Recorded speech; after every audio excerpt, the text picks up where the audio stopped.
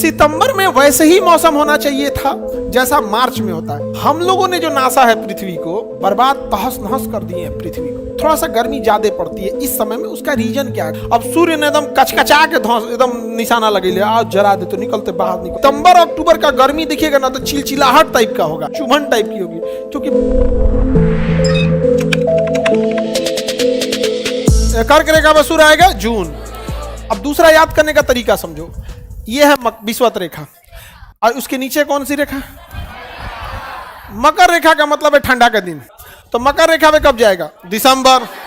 मकर रेखा पे दिसंबर, कर्क रेखा पर जून, मकर रेखा पर।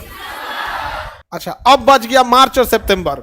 मार्च में ना ठंडी ना गर्मी। मार्च में ठंडी खत्म हो रहा होता है, इसलिए ठंडी का असर बचा होता है, और सितंबर में गर्मी खत्म हो रहा होता है, इसलिए गर्मी का असर बचा होता है। अब गर्मी का क्या बचा है? असर बचा है। थोड़ा सा गर्मी ज्यादा पड़ती है इस समय में, उसका रीजन क्या है? कर्क रेखा नहीं है उसका रीजन। उसका रीजन है कि जो बादल थे सब ना, वो बादल बरस चुके हैं, सब बादल बरस चुके हैं सब, तो आसमान खाली हो गया है। अब सूर्य ने एकदम कचकचा के एकदम निशाना लगे ले, आज जरा दे तो निकलते बाहर निकल, एकदम जरा दे तो राम एकदम नहीं समझ। तो आसमान क्या है? साफ। तो सितंबर अक्टूबर का गर्मी दिखेगा ना तो चिलचिलाहट टाइप का होगा आपको, मतलब ना अजीब लगेगा, चमड़ा चुभ रहा है कुछ ऐसे, नहीं समझ में क्या? चुभन टाइप की होगी, क्योंकि बादल क्या है? खत्म है, बादल खत्म। मार्च में यही चीज नहीं होता है।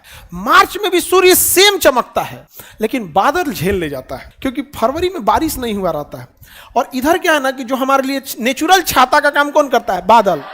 तो सितंबर में वैसे ही मौसम होना चाहिए था जैसा मार्च में होता है, लेकिन हमारे लिए मार्च में वो एक्स्ट्रा छाता यानी बादल बन के रोक लेता है। सितंबर में वो क्या होता है? नहीं रहता है, क्योंकि जुलाई अगस्त में बरस के खत्म हो जाए।